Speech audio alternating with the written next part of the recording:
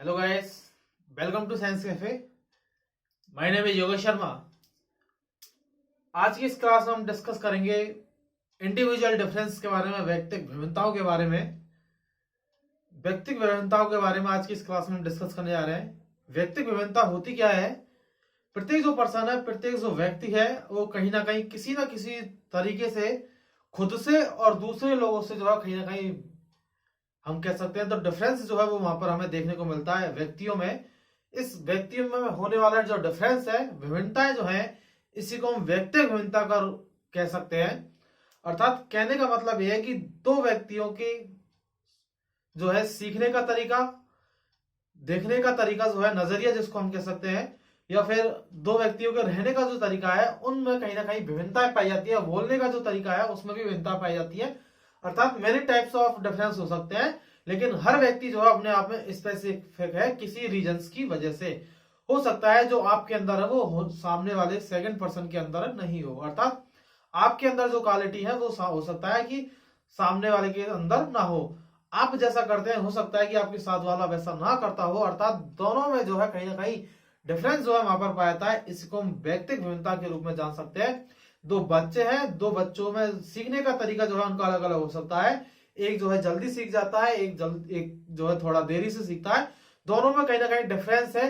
उन डिफरेंस की वजह से ही हर एक व्यक्ति जो है यूनिक कहलाएगा। अर्थात सभी के जो है देखने का तरीका, सोचने का तरीका, करने का तरीका जो है, किसी को जो है देखकर जल्दी समझ में आता है, किसी को करके समझ में जल्दी आता है, किसी को जो है हम कहें तो सोचकर जो है जल्दी समझ में आता है। अर्थात कोई जो है मोबाइल पे अच्छा पढ़ पाता है, कोई जो है बुक्स से अच्छा पढ़ पाता है। ये जो सभी में विभिन्नताएं जो हैं, ये विभिन्नताएं कहीं ना कहीं व्यक्तिगत विभिन्नताओं से जुड़ी हुई है। अर्थात हर व्यक्ति में कहीं ना कहीं डिफरेंसेस जो हमें देखने को मिलते हैं। आपके खाने का तरीका अलग हो सकता है, आपके पहनने का तरीका अलग हो सकता है, आप किसी वस्तु को किसी और नजरिए से देखते हैं, हो सकता है आपके साथ वाला किसी और नजरिए से देखता है। सबका नजरिया अलग अलग है हर वस्तु के प्रति, हर व्यक्ति के प्रति। और ये नजरिया जो है हमारे कहीं ना कहीं डिफरेंस की यहाँ पर बात की जा रही है, और वो डिफरेंस जो है इंडिविजुअल डिफरेंस कहलाएगा, व्यक्तिगत विभिन्नता कहलाएंगी। एक व्यक्ति जो है खुद से ही कहीं ना कहीं विभिन्नताएं प्रदर्शित करता है। हम किसी और जगह अलग तरीके का बिहेवियर कर रहे होते हैं, दूसरी जगह किसी अलग तरीके का बिहेवियर कर रहे होते हैं। ये हमारे व्यक्तिगत विभिन्नताएं जो है, इंडिविजुअल डिफरेंस जो है वो यहाँ से हमें देखने को मिलते हैं। हर एक व्यक्ति जो है स्पेसिफिक है, यूनिक है। ये चीज आपको हमेशा याद रखनी है। हर बालक जो है कक्षा में अलग है, उस बालक के हिसाब से हमें चलना होता है। अर्थात चाइल्ड सेंटर्ड एजुकेशन की जहां पर बात की जाती है, बाल केंद्रित शिक्षा की बात की जाती है, जहां पर अलग अलग जगह से आए हुए बच्चे हैं। कोई हो सकता है किसी की आर्थिक परिस्थिति कम हो, किसी की अच्छी हो, कोई वेल एजुकेटेड फैमिली से बिलोंग करता है, कोई जो है अशिक्षित परिवार से कहीं ना कहीं बिलोंग करता है। तो वो वाली चीजें यहाँ पर देखी जाती है, जो कि एक व्यक्ति में, एक बालक में जो है डिफरेंस की यहाँ पर बात की जाती है। वो डिफरेंस ही क्या है? Individual difference. आपको बात समझ में आ गई होगी। तो चलिए आज की इस क्लास को स्टार्ट करते हैं। इसी के साथ इंडिविजुअल डिफरेंस, व्यक्तिगत विभिन्नताओं की यहाँ पर बात की जा रही है। व्यक्तिगत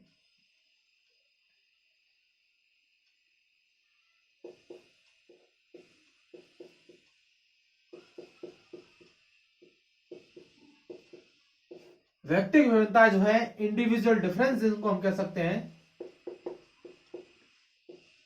इंडिविजुअल डिफरेंस। इंडिविजुअल डिफरेंस जो है, ये इंडिविजुअल डिफरेंस कॉन्सेप्ट जिन्होंने दिया है, इंडिविजुअल डिफरेंस कॉन्सेप्ट जो है, जो संप्रत्यय जो है, वो फ्रांसिस गॉल्टन ने दिया है। किसने? फ्रांसिस गॉल्टन ने। आपको याद रखना है। अर्थात कहने का मतलब यह है कि इंडिविजुअल डिफरेंस कॉन्सेप्ट देने वाले जो हैं वो कौन है? फ्रांसिस गॉल्टन है। कौन है? Francis Galton.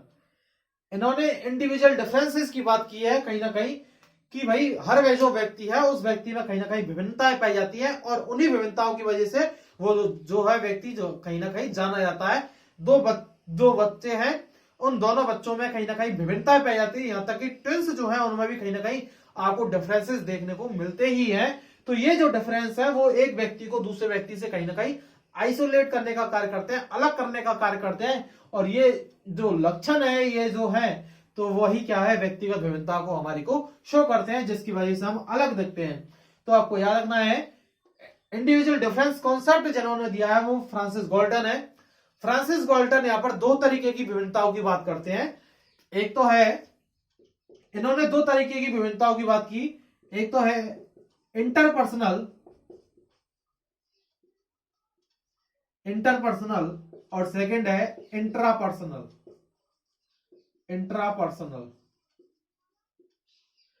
इंटरपर्सनल जो डिफरेंस है, इंटरपर्सनल जो विभिन्नताएं हैं, जिसको मैं यहां पर लिख सकता हूं अंतरवैयक्तिक विभिन्नता,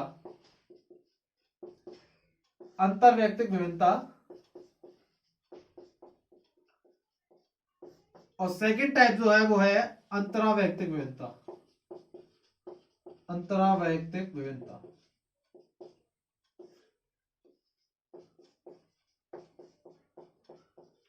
दोनों में डिफरेंस समझिएगा, कई बार कंफ्यूज होते हैं, क्वेश्चन ऐसे पुटअप किए जाते हैं एग्जाम में, इसलिए इंपॉर्टेंट भी है। इंट्रापर्सनल और इंटरपर्सनल का मतलब है अंतरवैयक्तिक विभिन्नता। ये दो या दो से अधिक लोगों में कहीं ना कहीं पाई जाती है, अर्थात दो या दो से अधिक लोगों में पाई जाने वाली जो डिफरेंसेज हैं वो इंटरपर्सनल कहलाएंगे। आपको याद रखना है, दो या दो से अधिक लोगों में, किसमें, दो या दो से अधिक लोगों में यदि विभिन्नताएं पाई जा रही हैं तो वो इंटरपर्सनल है, अर्थात आप जो है अन्य लोगों से कहीं ना कहीं खुद को अलग कर पा रहे हैं, डिफरेंसेज है आप में, उन लोगों से आप खुद को अलग महसूस करते हैं, तो वो कहीं ना कहीं इंटरपर्सनल है। कैसा है, इंटरपर्सनल।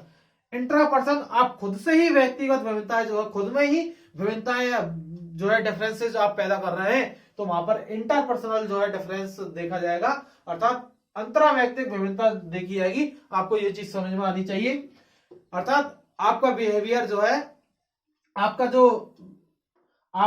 जो व्यक्तित्व है वो आपके घर के अंदर कुछ और होता है, घर के बाहर निकलकर कुछ और होता है, अर्थात घर में आप चीजों को कुछ अलग तरीके से सोच रहे होते हैं और घर के बाहर जो चीजें हैं आप अलग तरीके से सोच रहे होते हैं। आप जब परिवार के पास होते हैं तो आप कुछ अलग सोचते हैं, जैसे ही आप घर से दूर जाते हैं तो वहां पर आपकी जो सोच है, आप में ओपननेस आती है, खुलापन आता है, और चीजों को देखने का जो नजरिया है वो धीरे धीरे चेंज होने लगता है। तो इसी को हम कहते हैं अंतरावैयक्तिक विभिन्नता या इंटरापर्सनल जो है हम यहाँ पर कहेंगे, जो कि एक मतलब एक व्यक्ति में खुद में ही विभिन्नताएं कहीं ना कहीं देखने को मिलती है। तो मैं यहाँ पर लिख देता हूं आपके लिए, यदि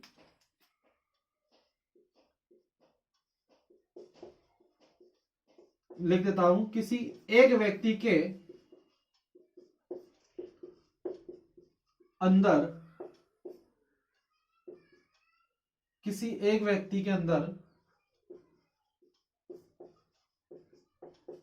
पाई जाने वाली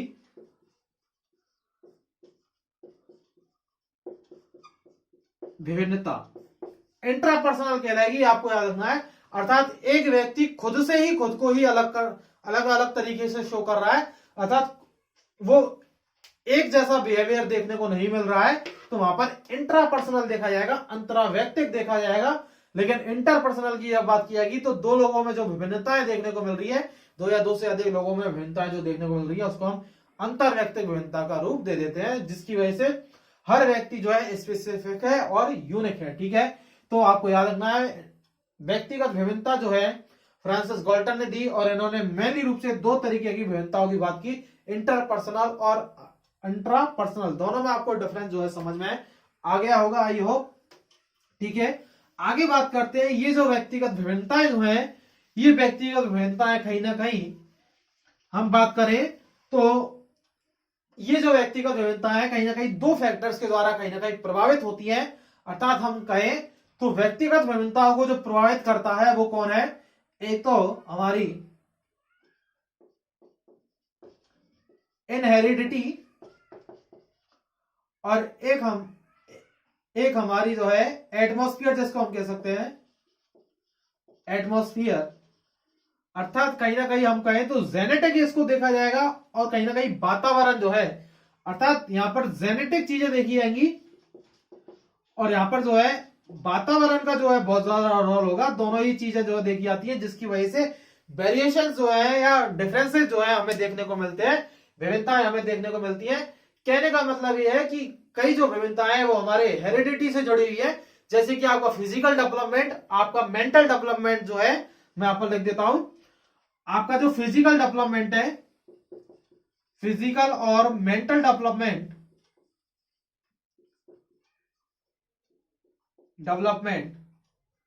फिजिकल और मेंटल डेवलपमेंट जो है मेनली रूप से हम कहें तो इनहेरिडिटी पर बेस्ड होता है। अर्थात जो जीन मिले हैं पेरेंट्स से, वो जीन ही आपके जो है फिजिकल और मेंटल डेवलपमेंट को कहीं ना कहीं इफेक्ट करते हैं बहुत ज्यादा तरीके से। मैं ये नहीं कहूंगा कि भाई वातावरण का कोई रोल नहीं होता, वातावरण का भी रोल होता है। जीन अच्छा हो लेकिन एटमॉस्फेयर सही नहीं मिला है तो भी कहीं ना कहीं जो है विभिन्नताएं हमें देखने को मिलती है। वातावरणीय विभिन्नताओं के रूप में यदि आप जानना चाहोगे तो आपका जो है सोशियल डिफरेंस क्या, सोशियल डिफरेंस, आपका कल्चरल डिफरेंस,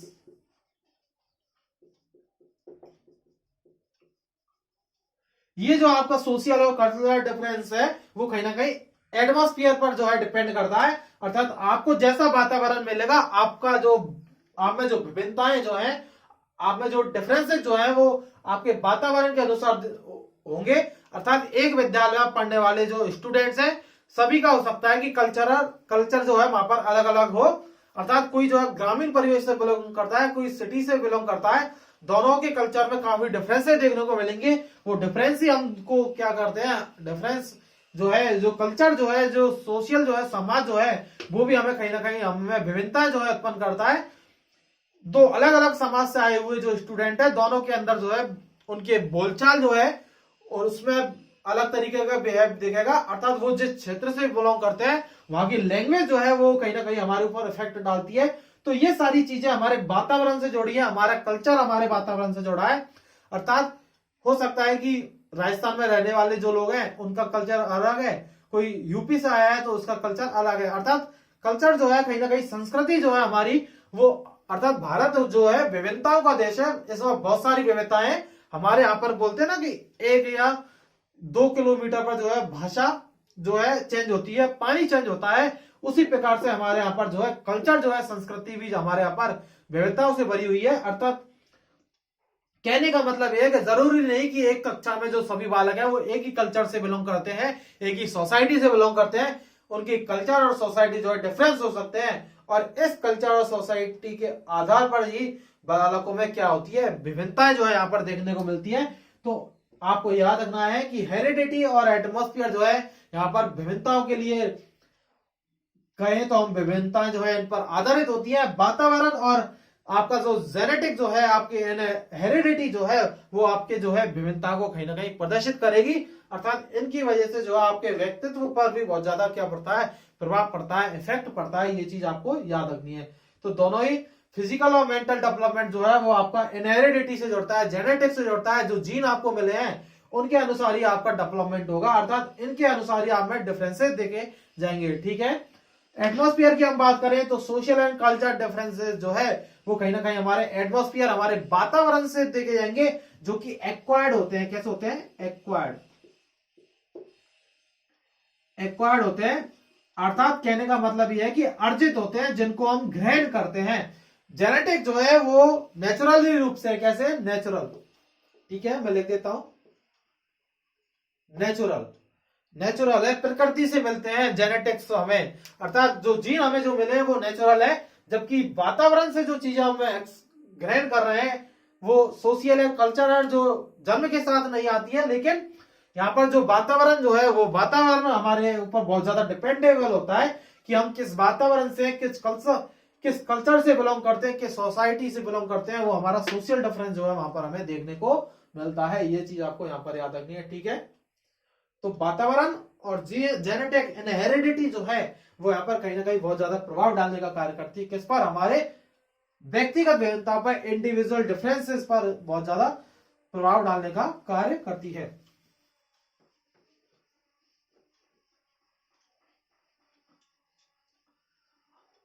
अब ये जो व्यक्तिगत विभिन्नता है इसको आप अलग अलग तरीके से जो है यहाँ पर डिवाइड कर सकते हो। अर्थात हो सकता है कि हम किस आधार पर जो है एक व्यक्ति की जो विभिन्नता है उसको यहाँ पर शो करना चाह रहे हैं। तो व्यक्तिगत विभिन्नता को आप कई प्रकार से विभाजित कर सकते हो। कहने का मतलब यह है कि आपका जो है, मैं यहाँ पर लिख देता हूं, आपके सोशल डिफरेंस ठीक है। आपका कल्चरल डिफरेंस,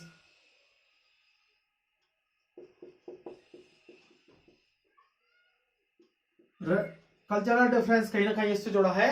आपका हो सकता है कि आपका जो है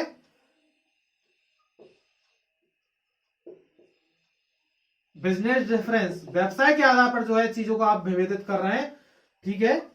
कोई बिजनेसमैन है, कोई जो है गरीब परिवार से बिलोंग करता है, तो दोनों में आप डिफरेंस कर सकते हो, ठीक है। आप एजुकेशन के आधार पर भी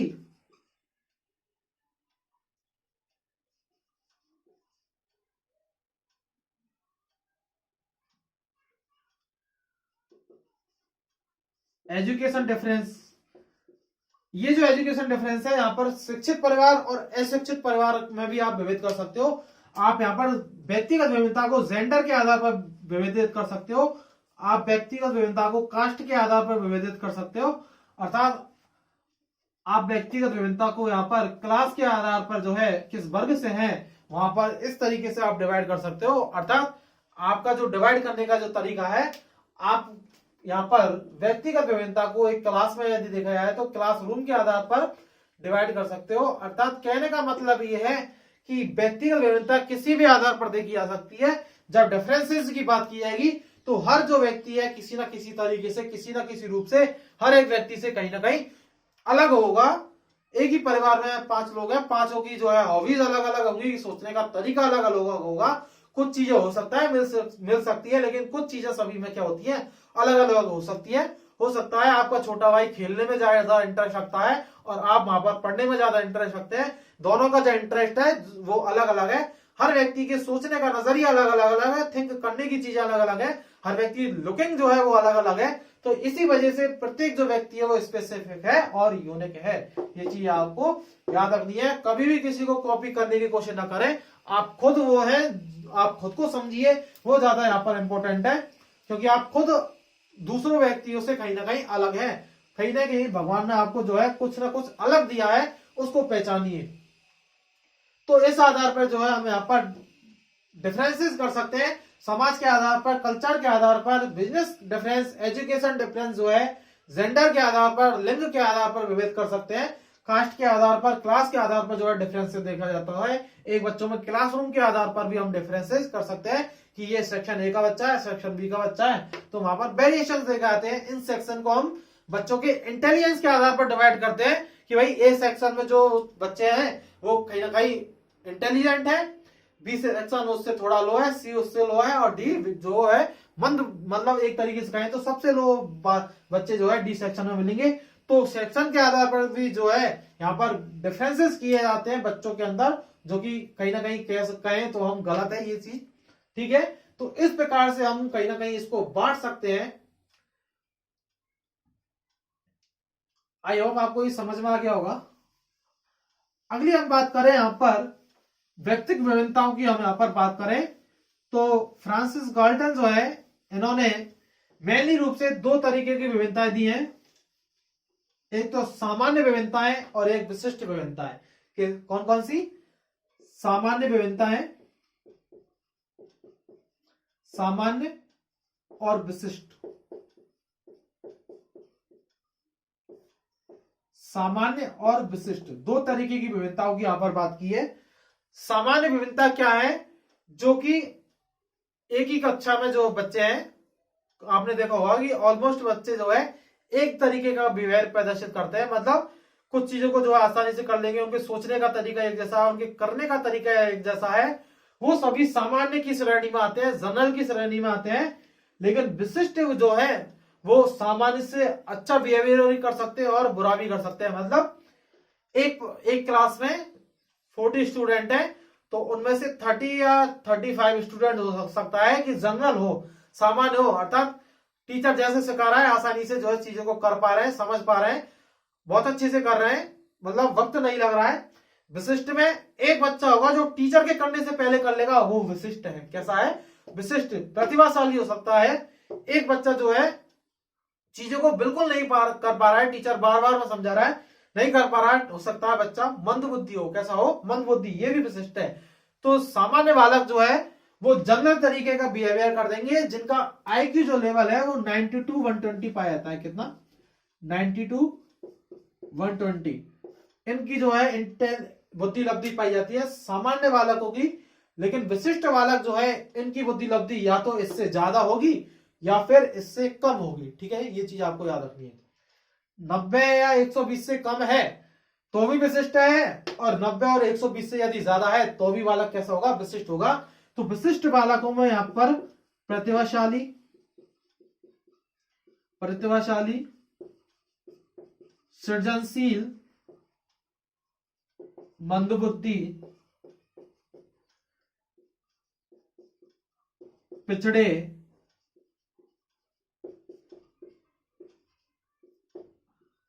अधिगम अक्ष, अधिगम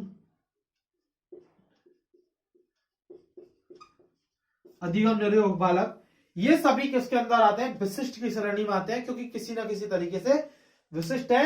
प्रतिभाशाली बहुत ज्यादा इंटेलिजेंट है, सृजनशील सामान्य की श्रेणी में आता है, लेकिन क्रिएटिव जो है देखा जाता है, क्या है, क्रिएटिव माइंड है।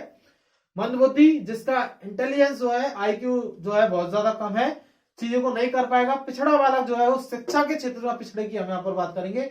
अधिगम निर्योग जो कि सीखने में कहीं ना कहीं खुद को मुश्किल में समझ रहे हैं, तो अधिगम निर्योग बालक है। तो इस प्रकार से जो है यहाँ पर दो भागों में बांटा गया है, सामान्य और विशिष्ट प्रकार के।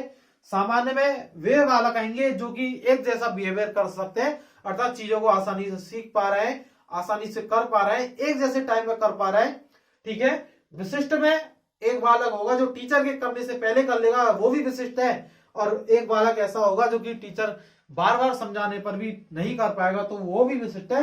हो सकता है मंदबुद्धि हो, पिछड़ा हुआ बालक हो, उस सब्जेक्ट में जो है उसका इंटरेस्ट ना हो, जिसकी वजह से वो पिछड़ रहा है, तो ये भी कैसा होगा, विशिष्ट बालक होंगे। ये आपको अंतर याद रखना है, दोनों में कई बार क्वेश्चन पूछा जाता है। तो ये सभी जो है विशिष्ट की श्रेणी में आते हैं, आपको याद रखना है। ठीक है, इतना आपको समझ में आ गया होगा। बताता हूं मैं। बात करते हैं विशिष्ट बालकों की, किसकी, विशिष्ट बालकों की यहां पर बात करते हैं, क्योंकि सामान्य बालकों के बारे में नहीं पढ़ना है हमें, विशिष्ट बालकों के बारे में पढ़ना होगा। यहां पर विशिष्ट बालकों के बारे में हम पढ़ेंगे। यहां पर विशिष्ट बालक, विशिष्ट बालक वे बालक हैं जो सामान्य बालकों से अलग बिहेवियर प्रदर्शित करते हैं। क्या, विशिष्ट बालक वे बालक हैं, मैं लिख देता हूं, वे बालक जो सामान्य बालकों से, जो सामान्य बालकों से अलग व्यवहार, अलग व्यवहार प्रदर्शित करते हैं, प्रदर्शित करते हैं,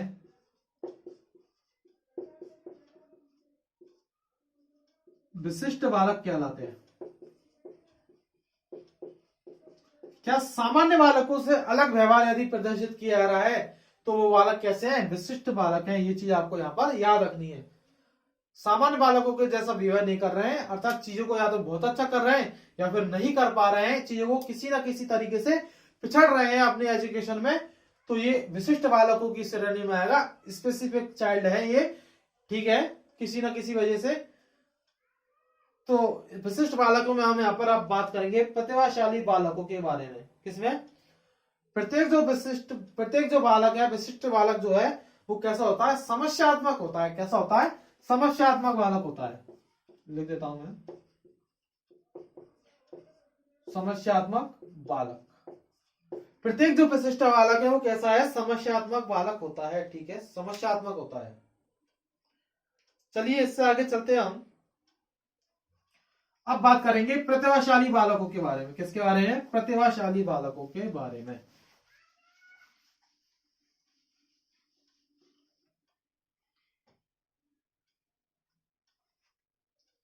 प्रतिभाशाली बालक, प्रतिभाशाली बालक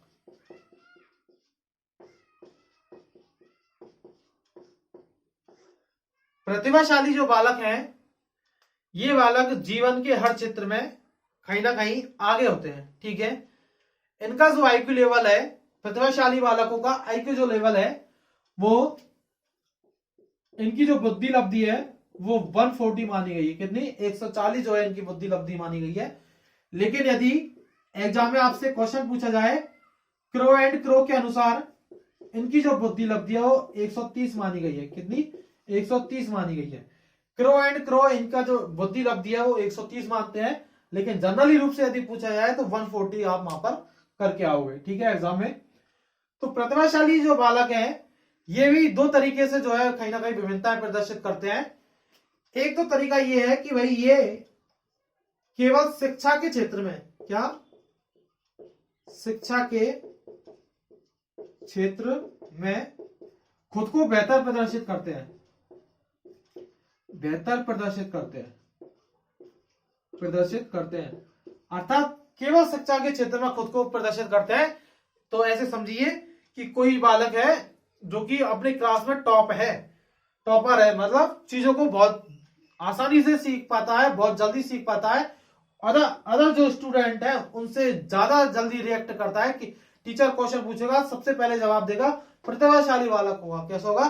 प्रतिभाशाली बालक होगा, जिसका आईक्यू जो है वो 140 के समथिंग माना गया है, 140 माना गया है। शिक्षा के क्षेत्र में बेहतर करते हैं। कुछ बालक ऐसे होते हैं, और कुछ बालक जो है जीवन के प्रत्येक क्षेत्र में बेहतर प्रदर्शन करते हैं। आपने कई स्टूडेंट्स को देखा होगा जो कि पढ़ाई में तो अच्छे होते ही है, साथ ही साथ उनका जो इंटरेस्ट है वो कहीं ना कहीं किसी का गाने में अच्छा होता है, किसी का प्ले में अच्छा होता है, खेलने में अच्छा होता है, किसी का और अन्य कामों में अच्छा होता है। अर्थात वो वहां भी टॉप कर रहे होते हैं। तो ऐसे जो बालक हैं वो कहीं ना कहीं प्रतिभाशाली बालक की श्रेणी में आते हैं। दो प्रकार के होते हैं। एक वे बालक जो केवल उनका फोकस केवल स्टडी पर रहता है, अध्ययन पर रहता है, पढ़ाई पर रहता है, वो वहीं पर अच्छा करते हैं। और दूसरे टाइप के जो बालक होते हैं प्रतिभाशाली, ये जीवन के हर क्षेत्र में जहां जाएंगे वहां छा जाएंगे। क्या? जहां जाएंगे वहां छा जाएंगे। कहने का मतलब ये है कि भाई हर क्षेत्र में जो है अपना प्रदर्शन अच्छा कर रहे होते हैं। तो ये प्रतिभाशाली बालकों की जो है कहीं ना कहीं विशिष्टता इनको कह सकते हैं कि भाई किस तरीके से वो विशिष्ट है। तो इस तरीके से जो है आप प्रतिभाशाली बालकों को पहचान सकते हो। कोई बच्चा जो है अपनी क्लास में टॉपर है, अपने विद्यालय में टॉपर है, तो कहीं ना कहीं वो प्रतिभाशाली बालक है। कैसा बालक है? प्रतिभाशाली बालक है। जीवन के हर क्षेत्र में जहां आप उसको भेजोगे वहां जो है वो विशिष्टता हासिल करता है, अर्थात खुद को जो है अलग प्रदर्शित करने की कोशिश करता है। तो वो कहीं ना कहीं किससे जुड़ता है? हमारे प्रतिभाशाली बालकों से यहाँ पर जुड़ता है। ये चीज आपको यहाँ पर याद रखनी है, नोटेबल है। ठीक है, प्रतिभाशाली बालकों की हम यहाँ पर विशेषताओं की यहाँ पर बात करेंगे कि इनमें कौन कौन सी विशेषताएं पाई जाती है। प्रतिभाशाली बालकों में विशेषताएं,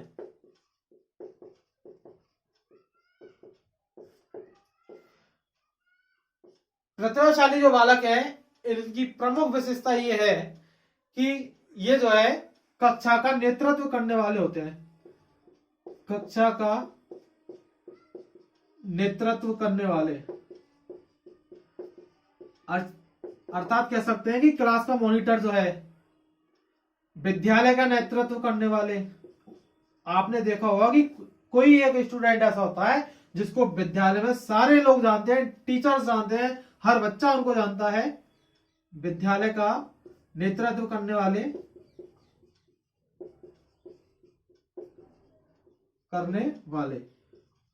थर्ड जो पॉइंट है, शिक्षक व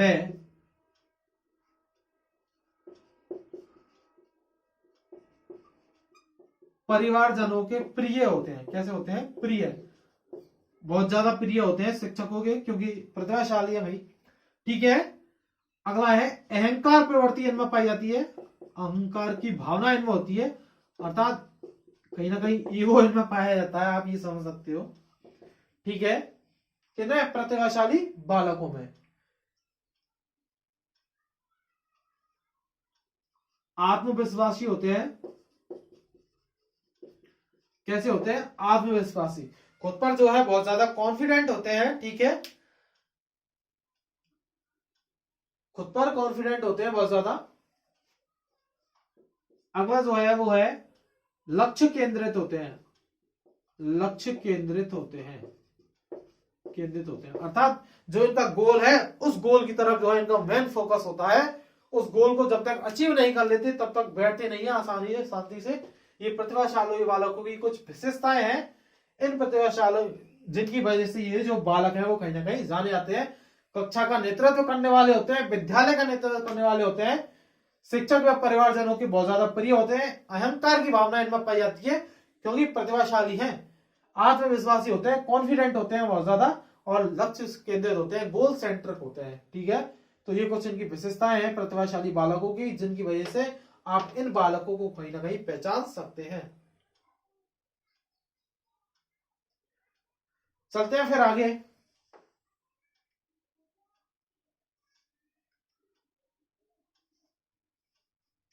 ठीक है,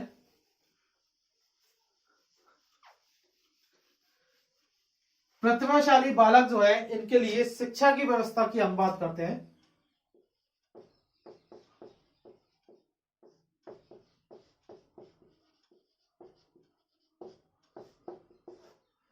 प्रतिभाशाली बालक जो है इनके लिए शिक्षा की व्यवस्था की हम यहां पर बात करें तो आपने देखा होगा कि बच्चा जो है इंटेलिजेंट जब होता है तो टीचर्स बोलते हैं कि इसको एक साल में 2 क्लासेज यहां पर हम पास करवा देते हैं क्योंकि बच्चा इंटेलिजेंट है, ठीक है, अर्थात अपनी एज से जो है बहुत ज्यादा मैच्योर है, चीजों को आसानी से, 5वीं क्लास का बच्चा 6वीं क्लास की चीजों को आसानी से कर पा रहा है तो वो बहुत ज्यादा मैच्योर है, तो टीचर बोल देते हैं ये आसानी से कर पाएगा, इसलिए एक साल में जो है, एक वर्ष में जो है 2 कक्षाएं जो है उससे पास करा दी जाती है, उत्तीर्ण करवा दी यहाँ पर जाती है, ठीक है। एक तो ये तरीका है, इनके लिए अलग से व्यवस्था की जाती है। आपने देखा होगा कि एग्जाम टाइम पर जो है बोर्ड क्लासेस के लिए विद्यालय के द्वारा जो है जो प्रतिभाशाली जो बच्चे होते हैं उनके लिए अलग से क्लासेस लगाई जाती है ताकि वो और अच्छा प्रदर्शन वहां पर कर पाए, ठीक है, अलग से क्लास की व्यवस्था इनके लिए की जाती है। विशिष्ट बालक है, ठीक है, मंदबुद्धि बालक होते हैं उनके लिए भी यहाँ पर विशिष्ट जो है अलग से क्लासेस लगवाई जा सकती है क्योंकि वो भी कैसे है, विशिष्ट बालक हैं।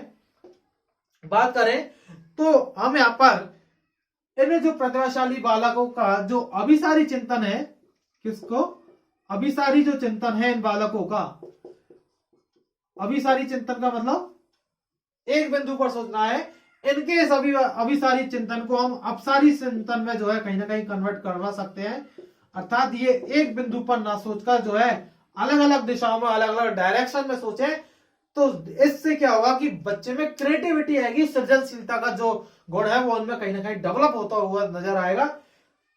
हर एक सृजनात्मक जो बालक है, हर एक सृजनशील जो बालक है वो प्रतिभाशाली तो हो सकता है, लेकिन जरूरी नहीं है कि हर प्रतिभाशाली बालक जो है वो सृजन हो, इट्स नॉट पॉसिबल, तो ये चीज आपको याद रखनी है। तो इनका जो अभिसारी जो चिंतन है उस अभिसारी चिंतन को कहीं ना कहीं जो है अपसारी चिंतन में कहीं ना कहीं चेंज किया जा सकता है।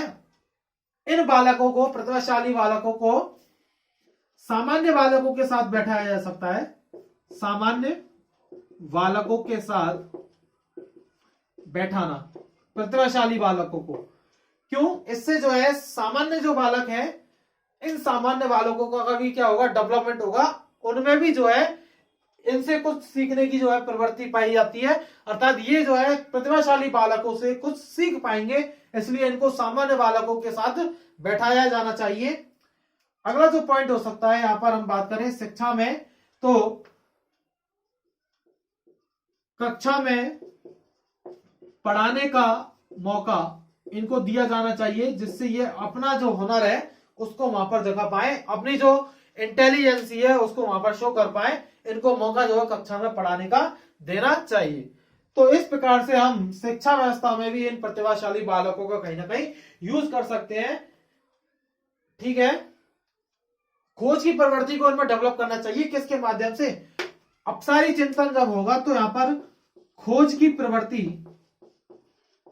को बढ़ाना यहां पर इनका फोकस रहेगा, अर्थात बच्चा जो है किसी ना किसी तरीके से उनमें क्रिएटिविटी आए, सृजनशीलता का गुण जो है उनमें डेवलप हो, उस चीजों को एक्सप्लोर करें, सोचे उनके बारे में। तो यहाँ पर ये जो गुण है वो डेवलप करना मकसद होता है अपसारी चिंतन का। ठीक है, ये चीज आपको समझ में आ गई होगी। ठीक है, बच्चे के लिए अलग से पुस्तकों की व्यवस्था किया है ताकि वो पुस्तकों को पढ़े और जो है अपनी नॉलेज को जो है बहुत ज्यादा कहीं ना कहीं बढ़ाने का कार्य यहाँ पर किया जाएगा। तो ये कुछ प्रतिभाशाली बालकों के बारे में आज की क्लास में हमने डिस्कस किया है। यदि आपको ये वीडियो पसंद आया है तो अपने दोस्तों को शेयर करें, साथ ही साथ चैनल को सब्सक्राइब करें और लाइक करें। मिलते हैं फिर नेक्स्ट क्लास में, तब तक के लिए अपना ख्याल रखिएगा, खुश रहिएगा। Thank you, bye.